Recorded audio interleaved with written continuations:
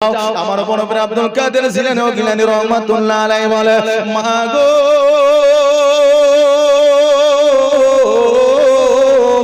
যেই মাদ্রাসায় তুমি আমাকে ভর্তি করতে চাও ওটা জগতের কোন নেতা কোন মন্ত্রী কোন এমএলএ কোন মোড়ল কোন মাতাব্বরের ওই মাদ্রাসা নয়, ওই মাদ্রাসাটা হলো আমার রাসূলের মাদ্রাসা। আর আমি যদি মাদ্রাসায় ভর্তি হতে পারি আমার চাইতে ভাগ্যবান আর কে হতে পারে? জোরে বলেন সুবহানাল্লাহ। এই যে মাদ্রাসা দেখছেন, এই মাদ্রাসা কার? এটা রাসূলের মাদ্রাসা। জোরে বলেন না সুবহানাল্লাহ। মসজিদ, এই মসজিদটা কার? এই মসজিদ হচ্ছে আল্লাহর ঘর। কোন ইমাম যখন মসজিদে ইমামতি করে আমরা অনেকেই মনে করেছি এ হচ্ছে আমাদের গোলাম, যা বলবো তাই শুনবে, কিন্তু না, ও তোমার গোলাম না, তোমার পরিবারের কর্ম করে না, ও একমাত্র আল্লাহর ঘরের কর্ম করে, আল্লাহর ঘরে ইমামতি করে, নামাজ পড়ায়। অতএব তুমি যদি তোমার ব্যক্তিগত মতে ওই ইমামকে যদি অর্ডার করো তাহলে সেটা কিন্তু তোমার ঠিক সঠিক হবে না। বাবাজি ভাইরা আমার বড় ভাই আব্দুল কাদের জিলানী ও গিলানী রহমাতুল্লাহ আলাইহি বলে মা আমি মাদ্রাসায় ভর্তি হতে চাই।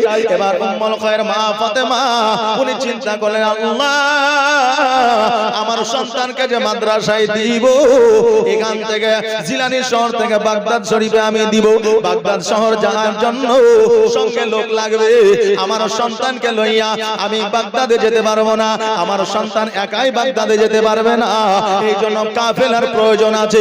এবার কাফেলা খুঁজতে আরম্ভ করলেন। হঠাৎ করে 11 জনের কাফেলা পাইলেন। এবার ওই 11 জনের কাফেলাকে বলল, ও কাফেলার দলের লোকেরা, আমার একটা সন্তান আছে যার নাম হলো হযরতে বড় ভাই আব্দুল কাদের জিলানী ও গিলানী রহমাতুল্লাহ আলাইহি, আমার সন্তানকে মাদ্রাসায় ভর্তি করতে চায়, অতএব আমি যেতে পারবো না, আমার সন্তান একাই যেতে পারবে না, আমার সন্তানকে তোমরা সঙ্গে করে নিয়ে গিয়ে ওই বাগদাদ শরীফে মাদ্রাসায় জিলানী শহরে তুমি মাদ্রাসায় ভর্তি করে দিবে। এবার বলল শোনো গো, তোমার সন্তানকে যদি আমাকে দাও আমি নিয়ে গিয়ে ভর্তি করে দিব, কোনো অসুবিধা নাই, আমাদের সঙ্গে যাবে, তাতে কি হয়েছে? এবার আমার বড় ভাই আব্দুল কাদের জিলানী ও গিলানী রহমাতুল্লাহ আলাইহিকে সুন্দর করে গোসল বানায়া দিলেন, আপনার সুরমা লাগায়া দিলেন, মাথায় টুপি পরায়া দিলেন, পাঞ্জাবি পায়জামা পরায়া দিলেন। এবার পরায়া দেওয়ার পরে 16টা দিনার আমার বড় ভাই আব্দুল কাদের জিলানী ও গিলানী রহমাতুল্লাহ আলাইহির দুই বগলে 8টা করে সেলাই করে দিলেন। জোরে বলেন সুবহানাল্লাহ। এবার মা সন্তানকে বললে বেটা রে তুমি মাদ্রাসায় যাবে, তোমাকে একটা কথা আমি বলে দিই, কথাটা হলো তোমার জীবন যতক্ষণ পর্যন্ত আছে, যতদিন পর্যন্ত তুমি বেঁচে আছো, ততদিন পর্যন্ত জীবনে কোনোদিন মিথ্যা বলবে না।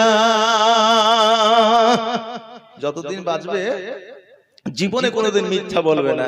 বড় ভাই আব্দুল কাদের জিলানী ও গিলানী রহমাতুল্লাহ আলাইহি বলে মা আমি তোমাকে কথা দিলাম আজকে কেন কিয়ামত পর্যন্ত আমি আব্দুল কাদের জিলানী জীবনে কোনোদিন মিথ্যা বলবো না।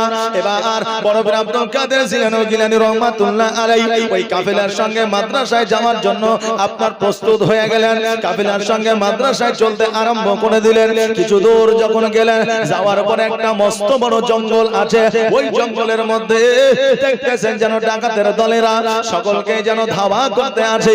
এবার সকল কাফেলার লোকেরা ডান দিকে বাম দিকে পেছন দিকে সামনের দিকে ছোটাছুটি করে সকলে যেন পালায়া গেল।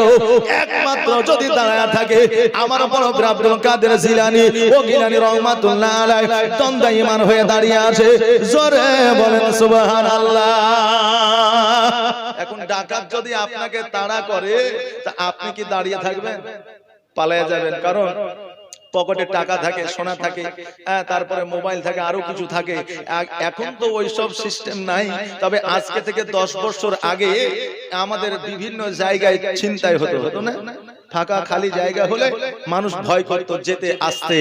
বাবাজি ভাইরা এবার সবাই যখন পালায় গেছে, আমার বড় ভাই আব্দুল কাদের জিলানী দণ্ডায়মান হয়ে আছে। ডাকাতের সর্দার ডাকাতের লোকেরা আসিয়া বলল, ও বাচ্চা সবাই পালায় গেল, তুমি একমাত্র দাঁড়ায় আছো, তোমার জীবনে কি ভয় নাই, ডর না? আমরা তোমাকে কতল করে দিতে পারি। আমার বড় ভাই আব্দুল কাদের জিলানী ও গিলানী রহমাতুল্লাহ আলাইহি ডাক দিয়া বললেন, ও ডাকাতের দলের লোকেরা আমি বড় পীর আব্দুল কাদের জিলানী, আমি জগতের কোন মানুষকে ভয় পাই না, জগতের মানুষ তো দূরের কথা, জগতের কোন জীবজন্তুকে ভয় পাই না। আমি বড় পীর আব্দুল কাদের জিলানী একমাত্র আল্লাহ আল্লাহ রাসূলের নির্দেশ ছাড়া আমি কোনো কিছুর ভয় করি না। বললো যুবক, তোমার কাছে কি কোনো টাকা পয়সা আছে? বলে আছে। বলে কোথায়? বলে আমার কাছেই আছে। বলে এবার বললো, তোমার কাছে যখন টাকা পয়সা আছে, দেখি তোমাকে একবার সার্চ করি, একবার রিসার্চ করি। এবার যখন পকেট দেখলো, পকেটে টাকা না। এবার বললো, বাচ্চারে, তুমি 6 বছরের সন্তান হইয়া তুমি মিথ্যা কথা বলো, তোমাকে এই বয়সে মিথ্যাকে শিখিয়েছে আমার আব্দুল কাদের জিলানী গিলানী রহমাতুল্লাহ আলাইহি। বলে ওগো ডাকাতের দলেরা, আমি জীবনে কোনোদিন মিথ্যা বলি নাই, আজকেও বলবো না। আমার কাছে টাকা আছে, তোমরা ভালো করে সার্চ করে নাও। বলে শোনো, আজকে আমরা তো টাকা তোমার কাছে খুঁজে পাইলাম না, আমাদের সর্দারের কাছে চলো, আমাদের সর্দারের কাছে গেলে হয়তো তোমার টাকা বাহির করবে।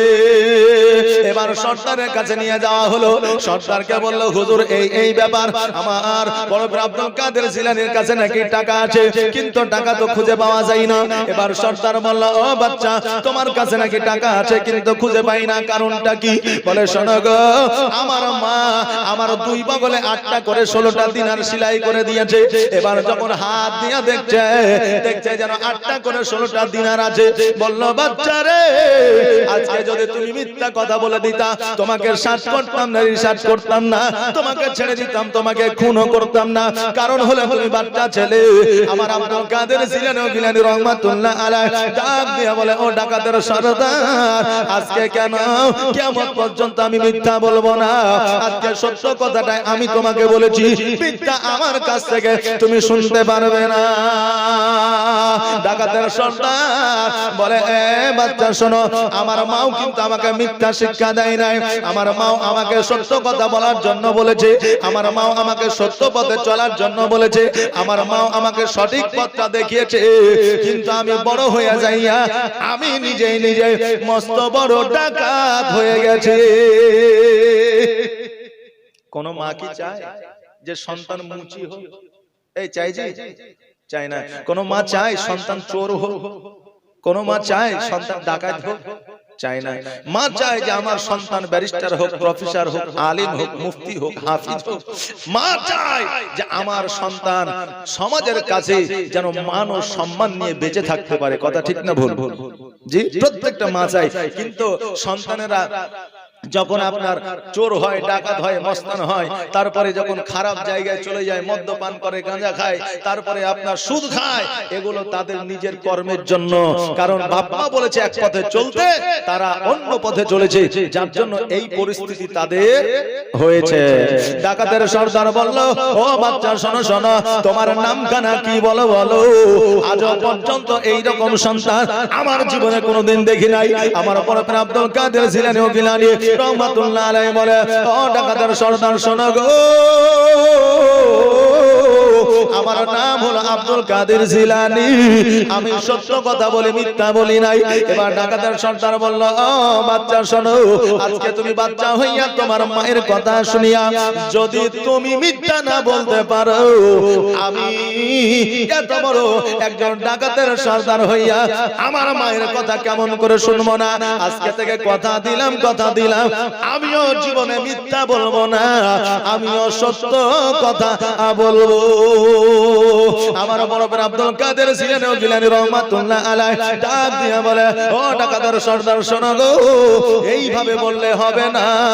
যতক্ষণ পর্যন্ত নবীর কালেমা না পড়বে, যতক্ষণ পর্যন্ত ইহদিনাস সিরাতাল মুস্তাকিমের পথের পথিক না হবে, ততক্ষণ পর্যন্ত তোমার দ্বারা সত্য বলা হবে না। আমরা তো মুসল্লি আছি, আমরা তো মুসলমান আছি, আমরা তো নামাজি আছি, আমরা বেনামাজি আছি। আমরা চিন্তা করি যে যা জীবনে যা করলাম করলাম, ভালো কাজ করলাম, মন্দ কাজ করলাম, কালকে থেকে নামাজ পড়বো, রোজা করব, আর খারাপ কাজ করব না। কিন্তু যখন সকাল হয়ে যায় তখন সবকিছু ভুলে যাই, নাকি বলে? সকাল যেমন হয়ে গেল সবকিছু ভুলে গেল। আর এইদিকে রাত্রিবেলায় শুয়ে শুয়ে ও চিন্তা ভাবনা করেছে যে কালকে থেকে নামাজটা আমি ধরবই। যে এখন তো বললেন কিছু লোকেরা আপনার সকালবেলায় অ্যালার্ম দেয় ফজরের নামাজ ধরার জন্য। কিন্তু অ্যালার্ম যখন 4 বার 5 বার বেজে যায় ওই মোবাইলটি বন্ধ করে দেয়। সকালবেলা উঠে বলবে যে অ্যালার্মটা তো বাজলো না, তাই ফজরের নামাজটাও হইল, কিন্তু অ্যালার্ম ঠিকই বেজেছিল নাকি বলে। তো আমাদের মধ্যে এই রকম অলসতা আছে, কিন্তু ওই অলসতা অতক্ষণ পর্যন্ত দূর হবে না যতক্ষণ পর্যন্ত ইহদিনাস সিরাতাল মুস্তাকিমের পথের পথিক না হতে পারবে। জোরে বলেন সুবহানাল্লাহ। একবার দরুদ পড়ে আল্লাহুম্মা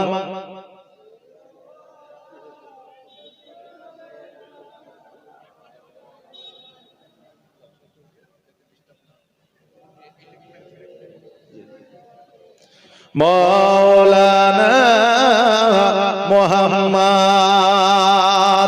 ডাকাতের সরদার বলল, শোনো আমাকে কি করতে হবে বলো। বলে তোমাকে সর্বপ্রথম নবীর কলেমা পড়তে হবে। বলে আর কি করতে হবে? বলে তোমাকে ইহদিনাস সিরাতাল মুস্তাকিমের পথের পথিক হইতে হবে। ডাকাতের সরদার বলল, আর দেরি করিও না, দেরি করিও না, আমাকে জলদি করে তোমার নবীর কলেমাটা পড়ে নাও। আমার মুরব্বি আব্দুল কাদের জিলানী গিলানী রাহমাতুল্লাহ আলাইহি সঙ্গে সঙ্গে কালিমা তাইয়্যিবা পড়লেন, লা ইলাহা ইল্লাল্লাহ। সবাই বলেন লা ইলাহা ইল্লাল্লাহ। বলো লা ইলাহা। তোমার মতো এত ভালো, তোমার মতো এত ভালো কেউ তো আমায় বাসে না, তাই তো নবী আমি তোমার দিওয়ানা, তাই তো রাসূল আমি তোমার দিওয়ানা। বলো লা ইলাহা ইল্লাল্লাহ। বলো ও কি শুনেছি কিতাবের লেখা, নবী ছাড়াই আমার জীবন থাকা গো। নবীজিকে ভালো না বাসিলে, নবীজিকে ভালো না বাসিলে আল্লাহ পাওয়া যাবে না, তাই তো নবী আমি তোমার দিওয়ানা। তোমার মতো এত ভালো, তোমার মতো এত ভালো কেউ তো আমায় বাসে না, তাই তো নবী আমি তোমার দিওয়ানা। লা ইলাহা ইল্লাল্লাহ। বলো লা ইলাহা, লা ইলাহা, লা ইলাহা ইল্লাল্লাহ মুহাম্মাদুর রাসূলুল্লাহ সাল্লাল্লাহু তাআলা আলাইহি ওয়াসাল্লাম। নবীর কলমা পড়লেন। আমি আপনাদেরকে বলতে চাই যে আমরা এখানে জালসা শুনছি, আর আপনার মাদ্রাসা কমিটি খাবারেরও ব্যবস্থা আপনাদের জন্য করেছে। তবে দুই একজন করে, দু চারজন করে উঠে গিয়ে খাবারটা খেয়ে আসবেন, আর এই মজলিসটা যেন ভেঙে না যায়। যেভাবে আছেন ওইভাবেই থাকবেন। যাদের খাবারের দরকার আছে, প্রয়োজন আছে, খিদে লেগেছে, কারণ খিদে লাগলে তার ওয়াজ শুনতে ভালো লাগে না, লাগবে যে লাগবে না। খিদা লাগলে ভালো কথাও খারাপ লাগে। আর যাদের প্রেসার হাই বুঝলেন, ওকে যদি মিষ্টি করে ডাকা হয়, ও কুদ্দুসের বাপ একটু শোনো, কি বললি রে, তখন ওকে খারাপ লাগে, বুঝলেন না। তো যাদের খিদে লেগে আছে, একটা দুইটা তিনটা করে যাই, খাবারটা একটু খায় আসবেন। একবার দরুদ পড়ে আল্লাহুম্মা সাল্লি আলা মৌলানা মুহাম্মদ ওয়া আলা মৌলানা মুহাম্মদ। ও বাবাজি ভাইরা,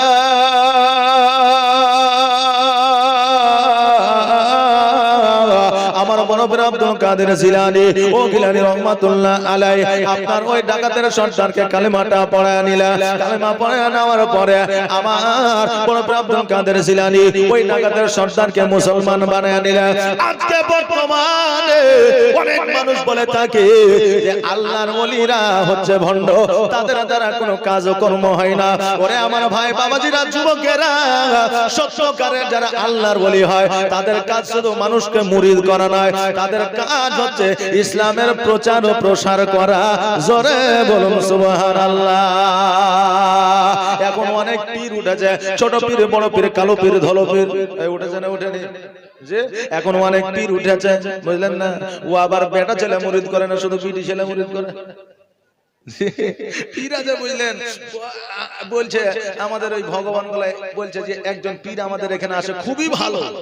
বলে ভালো মানে কেমন ভালো? কেরামত টেরামত কিছু দেখেছো? বলে কেরামত টেরামত কিছু দেখিনি, তবে ও শুধু মেয়ে ছেলে মুরিদ করে, বেটা ছেলে মুরিদ করে না। আচ্ছা বলেন পীরত্ব অর্জন করতে পারি জীবনে? এমনি তো আমার মায়েরা পর্দাশীল, ওরাকে পর্দায় থাকতে হবে নাকি? কোন পীর ওলির দরবারে আমার মায়েরা বেপর্দায় যেতে পারে না, তারা সবসময় পর্দা থাকবে। আরে তাদের চেহারা দেখা তো দূরের কথা, তাদের আওয়াজ পর্যন্ত কোনো পরপুরুষে যেন শুনতে না পায়। বাপজি ভাইরা, তাই মুরিদ হবেন। আমরা আহলে সুন্নাত ওয়াল জামাতের মানুষ, মুরিদ হওয়া লাগবে। কিন্তু কোন গাঁজাখোর, কোন তাড়িখোর, কোন টুপিখোর, এই রকম খোরের কাছে মুরিদ যেন হয়ে না। কথা কি বুঝতে পারলেন? এখন দেখবেন আমার উপর অনেকে রাগবে, অনেকে ফাইটবে, অনেকে চটবে। তো কে রাগলো, কে ফাইটলো, কে চটলো, ও দেখে আমার লাভ নাই। বাপজি ভাইরা, ওলি মানেন, কিন্তু সত্যকারে যারা আল্লাহর ওলি তাদেরকে মানে। বাপজি ভাইরা, আমার মায়েরা, আমার মনে পড়ে আব্দুল কাদের জিলানী আপনার ওই ডাকাতের সর্দারকে মুসলমান বানায় নিলেন। এবার যেন উনি মাদ্রাসার দিকে অগ্রসর হইলেন। এইদিকে মাদ্রাসায় বাচ্চাদের লেখাপড়া করানো হচ্ছে। মাদ্রাসায় সকালবেলায় কিন্তু বাবাজি আপনার দার্স হয়, সকালবেলায় আপনার পঠন পাঠন হয়, সকালবেলায় পড়াশোনা করানো হয়। এবার সকলে দার্সে বসে আছে। আমার মনে পড়ে আব্দুল কাদের জিলানী রাহমাতুল্লাহ আলাইহি, উনি যেন আপনার চুপ করে একটা জায়গায় দাঁড়ায় আছে।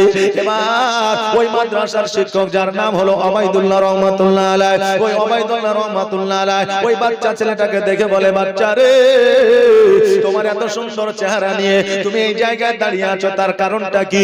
কিসের জন্য দাঁড়িয়ে আছো? আমার বড় পীর আব্দুল কাদের জিলানী রাহমাতুল্লাহ আলাইহি বলে, ও হুজুর, আমি এই মাদ্রাসায় ভর্তি হতে চাই, ভর্তি হওয়ার জন্য আমি এই জায়গায় দাঁড়িয়ে আছি। বলো বাচ্চা রে, তোমার বাড়ি কোথায়, তোমার ঘর কোথায়, তোমার বাপের নাম কি, তুমি কিসে করে এই জায়গায় আসলে? আমার বড় পীর আব্দুল কাদের জিলানী সমস্ত কথাবার্তা আপনার বললেন। বলার পরে এবার যেন আমার বড় পীর আব্দুল কাদের জিলানীকে দার্সে বসালেন, ক্লাসে বসালেন। সকল বাচ্চাদের বললো, তোমরা যাও, তোমাদের ছুটি দিয়ে দিলাম। এবার নতুন ছাত্র নিয়ে বসেছে।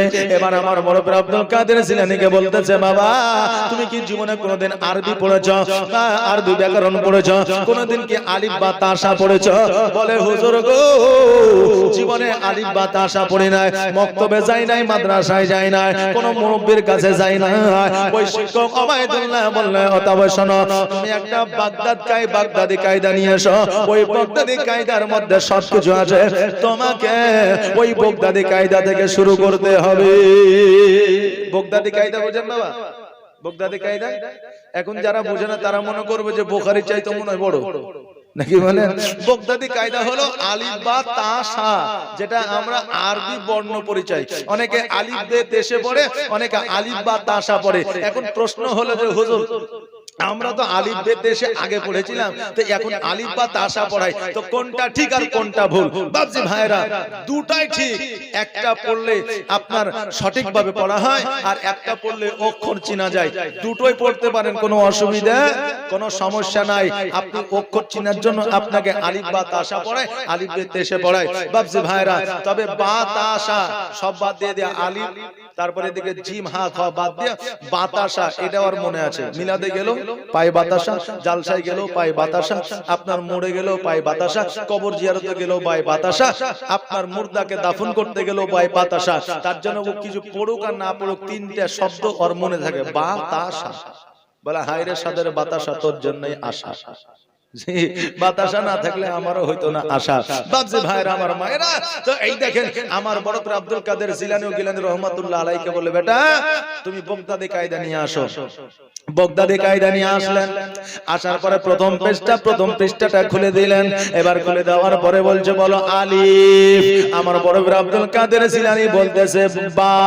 জোরে বলা যাবে না, সুবহানাল্লাহ, একটু আওয়াজ দিয়ে বলা যাবে না? আর একটু আওয়াজ দিয়ে সুবহানাল্লাহ। আমার বড় পীর আব্দুল কাদের জিলানী কি বলছে, বলো আলিফ। আমার বড় পীর আব্দুল কাদের জিলানী বলছে বা, বলো তা, বলছে সা, বলো জিম, বলছে হা। এখন শিক্ষক যদি পড়ায় বলে ওয়া, তো ছাত্র যদি বলে আ, শিক্ষক যদি বলে এ, ছাত্র যদি বলে বি, তো বলবে না তুই কি আমার চাইতে বেশি জানিস? যে বলবে তো। এবার শিক্ষক ওবাইদুল্লাহ বলতেছে, আব্দুল কাদের জিলানী আমি আলিফ বললে তুমি বা বলো, আমি তা বললে তুমি সা বলো, আমি জিম বললে তুমি হা বলো, বলো বলো আমার চাইতে আগিয়ে আগিয়ে কেন অক্ষর বলো। আমার বড় আব্দুল কাদের বলতেছে হুজুর গো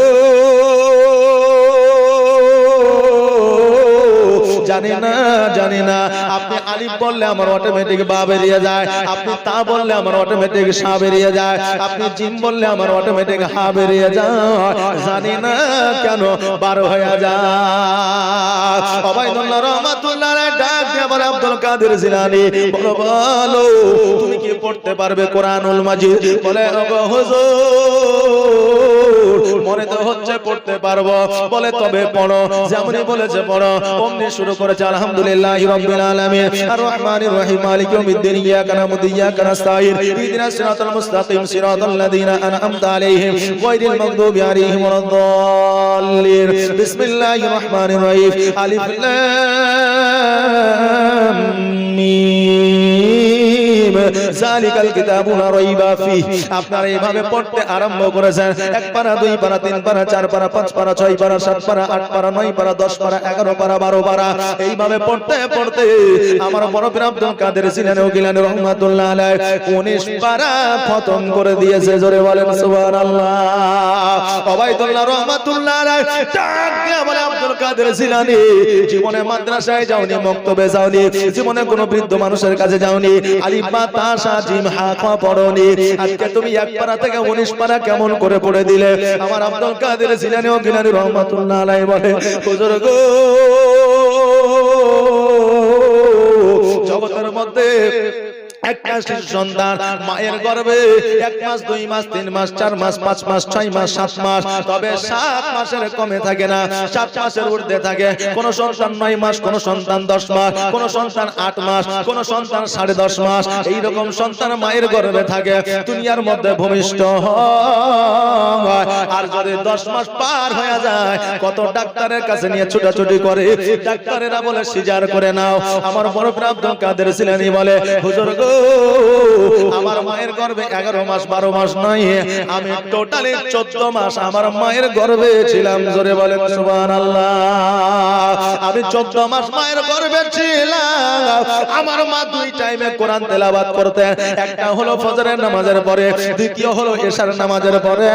আমার মা কোরআন পড়তো আর আমি আব্দুল কাদের জিলানী ও গিলানী রহমাতুল্লাহ আলাইহি আমি মায়ের গর্ভে বসে বসে আমি কোরআন তেলাওয়াত শুনতাম। হুজুর গো আমি মায়ের কোরআন তেলাওয়াত শুনে শুনে 1 পারা নয়, 2 পারা নয়, 3 পারা নয়, 4 পারা নয়, 5 পারা নয়, 19 পারা মায়ের গর্ভে থেকে মুখস্থ করে ফেলেছি।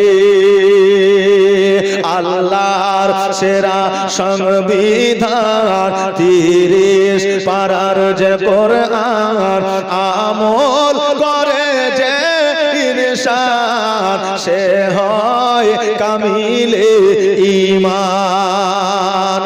মা কোরআন পড়ে সব সময় মায়ের বুক ভেজে যায় কান্নায়,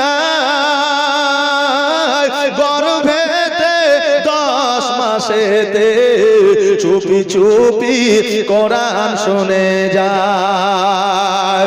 কি কোরআনের তাসির, কি কোরআনের তাসির মোর আব্দুল কাদের, কি কোরআনের তাসির মোর আব্দুল কাদের। আর গর্ভেতে হাফেজ 19 পারার ঘুমিয়ে যা রে লাল আমার কিছু নেই তোকে দেওয়ার। মা ছেলেকে শিক্ষা দিচ্ছেন, শোনো শিশু শোনো কাদের, তোমার মায়ের কথা শোনো গর্দান যদি চলে যায় তুমি মিথ্যা বলো না কখনো। বহু কষ্টে রাখা তোর বাপে এই 40 দিনার বেঁধে দিলাম তোর বুকেতে, যাবি এবার বিদেশেতে। যেমন এসেছে আপনাদের মাদ্রাসায়, জি আসে নাই? আপনাদের মাদ্রাসায় দেশ বিদেশের ছেলেরা পড়াশোনা করছে না? করছে। তাই আব্দুল কাদের জিলানীকে বলছে বেঁধে দিলাম তোর বুকেতে। বলে আব্দুল কাদের, বলে আব্দুল কাদের চলে যাচ্ছে, আর যদি হয় শিক্ষার দরকার, ঘুমিয়ে যা রে লাল আমার কিছু নাই তো কে দেওয়ার। এ ফাতেমা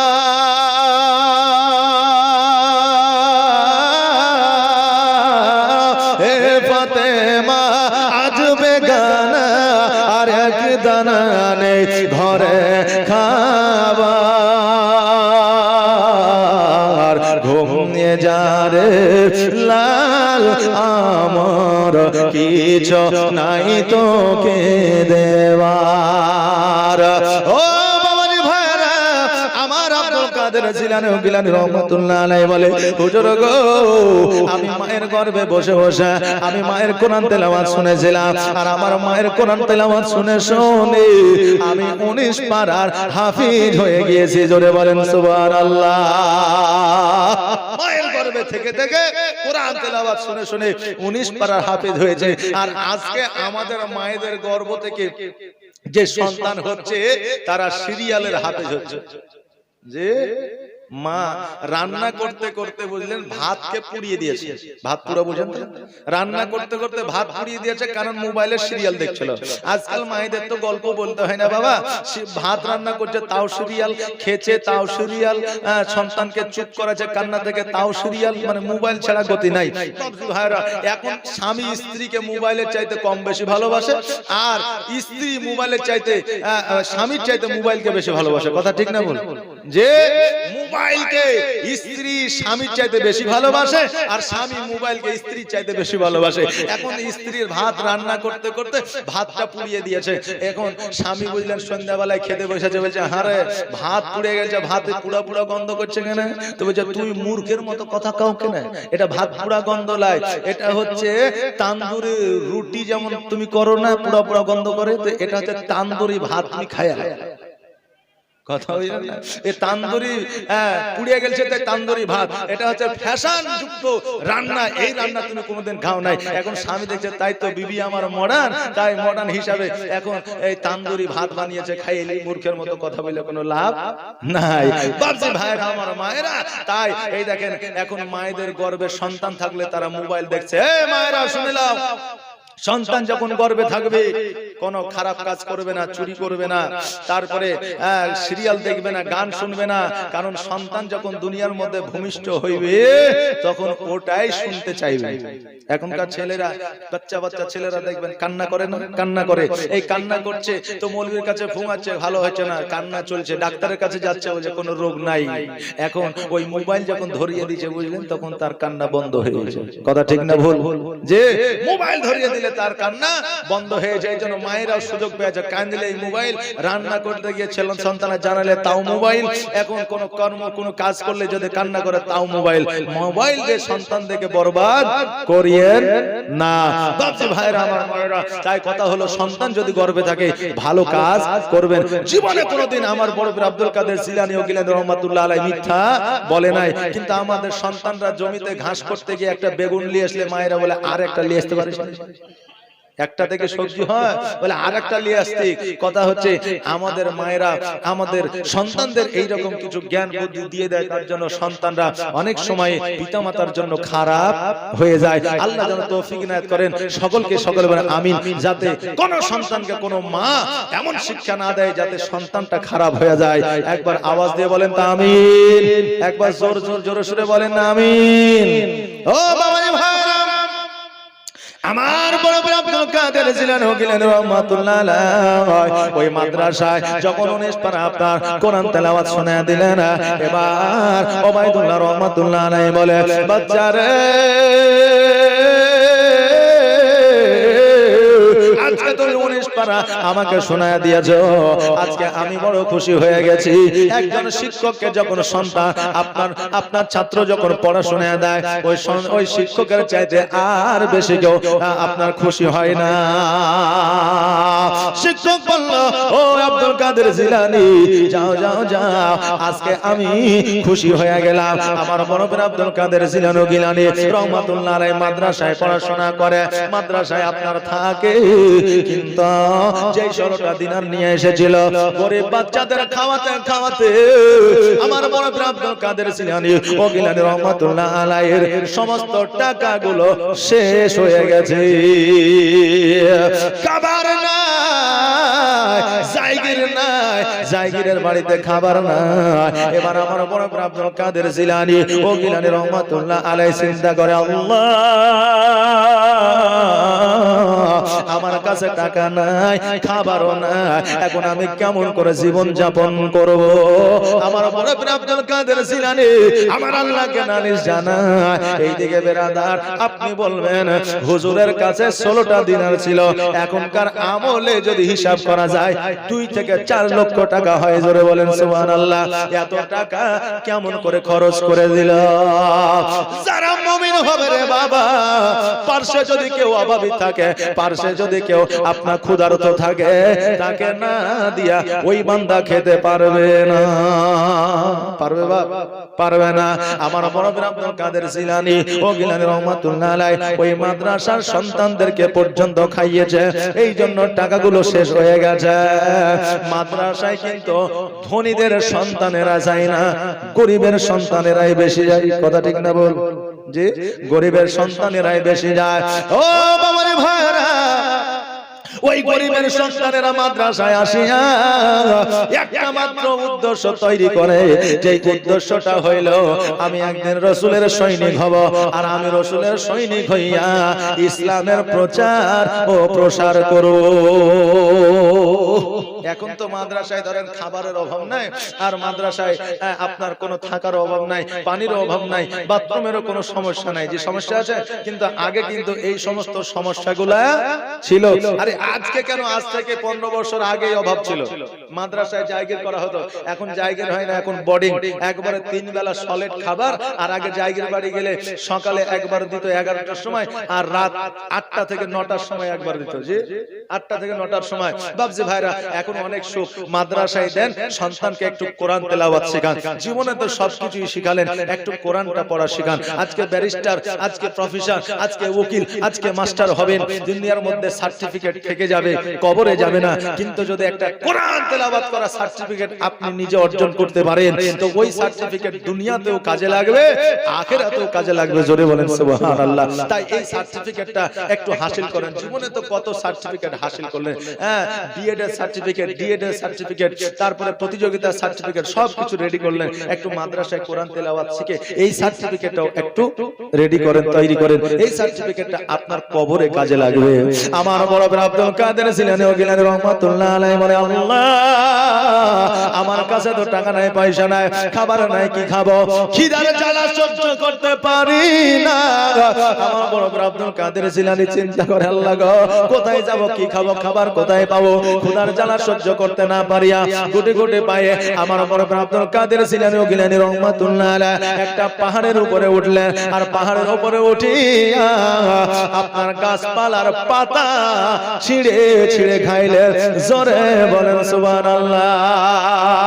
ওই গাছপালার পাতা ছিঁড়ে খাইয়া এবার যখন মাদ্রাসার দিকে আসতেছে, আপনার শিক্ষক ওবায়দুল্লাহ রহমাতুল্লাহ আলাইহি আমার বড় ভাই আব্দুল কাদের জিলানীকে জিজ্ঞাসা করে, বাবা তুমি কোথায় গিয়েছিলে?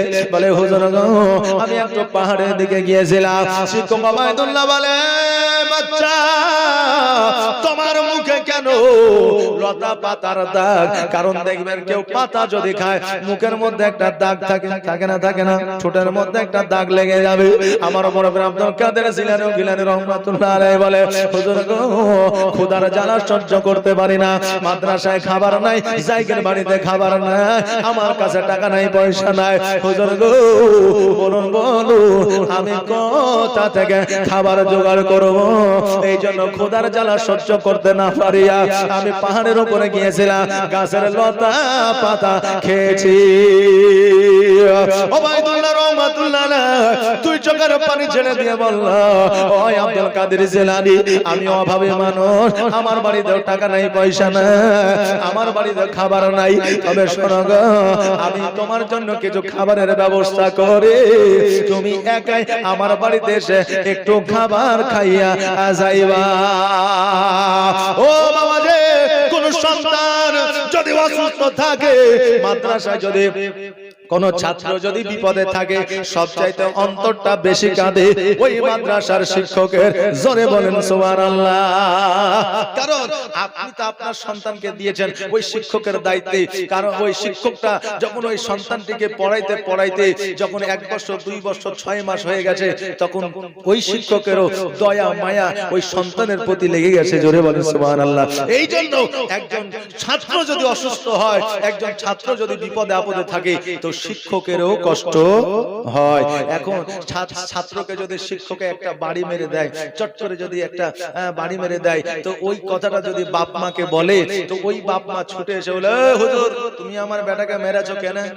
দোষ করবে, আমাকে বলবে। এরকম আছে না নাই? আছে। কিন্তু আমাদের সময় আমার বাপেরা আমাদের নিয়ে যে বলতো যে হুজুর এই ছেলে আপনাকে দিলাম, এর যত গোস্ত আছে সব আপনাদের, হাড়গুলো আমার, আমাকে হাড় দিলেই হবে, কিন্তু এই পড়াশোনা করানোর জন্য যত মারতে হয় মারেন। এরকম খোলা পারমিশন আগে ছিল না? ছিল না? ছিল। কিন্তু এখন বলে আমার সন্তান 10 করবে, আমাকে বলবেন বিচার আমি করব, কিন্তু খবরদার ছেলে পিলেকে যেন মারবেন না। বলছে না? বলছে না? বলছে। আমার বড় ভাই আব্দুল কাদের ছিলেন ওগিলেন রহমাতুল্লাহ আলাইহি বলে, হুজুর গো আপনি যখন দাওয়াত দিয়েছেন আমি দাওয়াত কবুল করলাম, আপনার বাড়িতে আমি যাব। কখন যেতে হবে? বলে এশার নামাজের পরে চলে যাবে।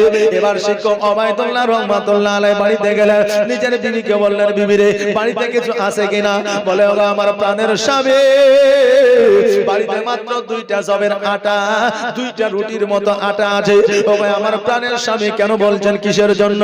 বলে আমার একটা ছাত্র আছে যার নাম হলো আব্দুল কাদের জিলানী, ও গিলানী রহমাতুল্লাহ আলাইহি, অনেকদিন ধরে ক্ষুধার্ত আছে, ক্ষুধার জ্বালা সহ্য করতে না পারিয়া গাছের লতা পাতা ছিঁড়ে খেয়েছে। ও আমার প্রাণের বিবি ওই 2টা রুটি তুমি বানাও, আমার সন্তান আমার সন্তান এশার নামাজের পরে আসবে, তাকে 2টা রুটি আমি দিব। এবার এশার নামাজ হয়ে গেল, কিন্তু আমার পরমের আব্দুল কাদের জিলানী ও গিলানী রহমাতুল্লাহ আলাইহি যেন আসে না। রাতে যখন মধ্য হয়ে গেছে, আমার ওবাইদুল্লাহ রহমাতুল্লাহ আলাইহি আব্দুল কাদের জিলানীকে ডাকতে যাবে, কেন তুমি আসলে না? এবার দেখা যাচ্ছে ইতিমধ্যে আমার বড় আব্দুল কাদের জিলানী ও গিলানী রহমাতুল্লাহ আলাইহি দরওয়াজার সম্মুখে দাঁড়ায় আছে। যেমন ওবাইদুল্লাহ রহমাতুল্লাহ আলাইহি দরওয়াজাটা খুলে যায়, দেখতে যেন আমার বড় আব্দুল কাদের জিলানী সহ সকল মাদ্রাসার ছাত্র যেন হাজির হয়ে গেছে। শিক্ষক ওবাইদুল্লাহ বলতে আল্লাহ গো মাত্র 2টা রুটি আমার ছাত্র বড় আব্দুল কাদের জিলানীকে খাওয়াইতাম, এখন দেখছি এতগুলো ছাত্র এসেছে, আমি কেমন করে এদেরকে খাবার দিব? আমার বড় আব্দুল কাদের জিলানী রহমাতুল্লাহ আলাইহি বলে, ও হুজুর আপনি কোনো চিন্তা করিয়েন না, টেনশন করিয়েন না, আমি বড় আব্দুল কাদের জিলানী রহমাতুল্লাহ আলাইহি আমি কথা দিলাম এই 2টা রুটিতে সকলের পেট পূরণ হয়ে যাবে। জোরে বলেন সুবহানাল্লাহ। আমার বড় আব্দুল কাদের জিলানী ও গিলানী রহমাতুল্লাহ আলাইহি একটা আপনার গামলা দিয়া ওই রুটিগুলোকে আপনার ঢাকিয়া দিলেন, আর ওই আপনার গামলার মধ্য থেকে রুটি বাইর করে আর সকল আপনার ছাত্রদেরকে খাওয়ায়। ছাত্ররা খাইলো, আপনার শিক্ষক ওবাইদুল্লাহ রহমাতুল্লাহ আলাইহি খাইলে, এবার আমার বড় আব্দুল কাদের জিলানী ও গিলানী রহমাতুল্লাহ আলাইহি খাইলে। এবার তিনার বিবির জন্য যেই 2টা রুটি তৈরি করেছিলেন, ওই 2টা রুটি বিবির জন্য নিয়ে গেলেন। জোরে বলেন সুবহানাল্লাহ। আর নবীর প্রেমে পাগল হইলে, নবীর প্রেমে পাগল হইলে আল্লাহ তাআলা খুশি, নবীর দরুদ পড় দিবানিশি। নবীর প্রেমে যারা পাগল হয়ে যায়, তারা যেই দিকে আঙুল দেখা দেয় সেই দিকে তাদের সমস্ত পৃথিবী হয়ে যায়, কারণ আল্লাহ তাদের প্রতি রাজি হয়ে যায়। জোরে বলেন সুবহানাল্লাহ। তাই বলছে নবীর প্রেমে পাগল হইলে, নবীর প্রেমে পাগল হইলে আল্লাহ তাআলা খুশি। নবীর দরুদ পড়ো দিবানিশি, নবীর দরুদ পড়ো দিবানিশি। ও কি নবীর প্রেমে পাগল হইলে আমার আল্লাহ তাআলার দিদার মিলে গো। থাকো যদি যদবাহালে, থাকো যদি যদবাহালে হইয়া প্রেম দাসে, নবীর দরুদ পড়ো দিবানিশি। নবীর প্রেমে পাগল হইলে, নবীর প্রেমে পাগল হইলে আল্লাহ তাআলা খুশি। নবীর দরুদ পড়ো দিবানিশি, নবীর দরুদ পড়ো দিবানিশি। আল্লাহুম্মা সাল্লাল্লাহু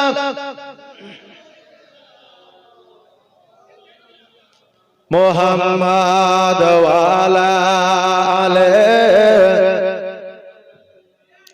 মাওলানা। ও ব্রাদার, আমার বড় আব্দুল কাদের জিলানী রাহমাতুল্লাহ আলাইহি, ওই সময়তে আপনার শিক্ষক ওবাইদুল্লাহ রাহমাতুল্লাহ আলাইহি আমার বড় আব্দুল কাদের জিলানী কারামত দেখলেন। আর কারামত দেখার পরে আমার বড় আব্দুল কাদের জিলানীকে বললে, বাচ্চা রে, জগতের সাধারণ বাচ্চা তুমি না, তোমার মধ্যে অলৌকিক দৃশ্য রয়েছে। জোরে বলেন সুবহানাল্লাহ।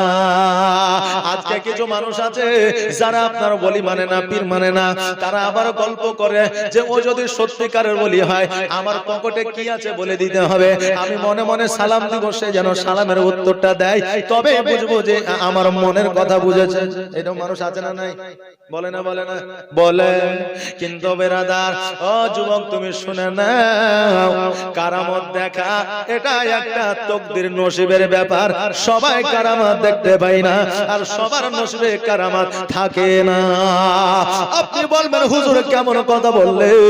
আমি বলি বাবা, জিন আর ইনসান আল্লাহ তৈরি করেছে, এটা মানি না? মানি না?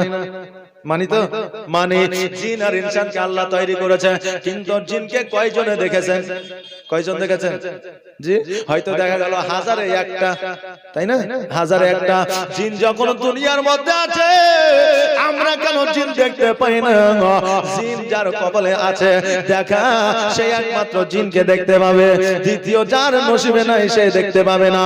ও বাবাজি ভাইরা, ওই কারামত আল্লাহর ওলির কারামত হলো এইরকম, যার তকদিরে নসিবে আছে সেই একমাত্র দেখতে পাবে, সবার দ্বারা কারামত দেখা সম্ভব হবে না।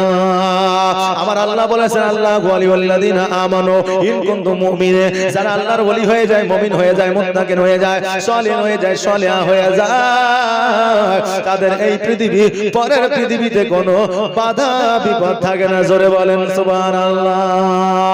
বাবাজি ভাইরা, তবে যারা মুমিন হয়, মুত্তাকিন হয়, সালেহ হয়, যারা আল্লাহর ওলি হয়, যারা আল্লাহর মুমিনত্ব অর্জন করে, তারা ধনী হয় না, কারণ তারা জীবনটা গরিবী হালাতে জীবন যাপন করতে চায়। তারা ধনী হয় না, গরিবী হালাতে জীবন যাপনটা করতে তারা পছন্দ করে। কারণ হইল আমার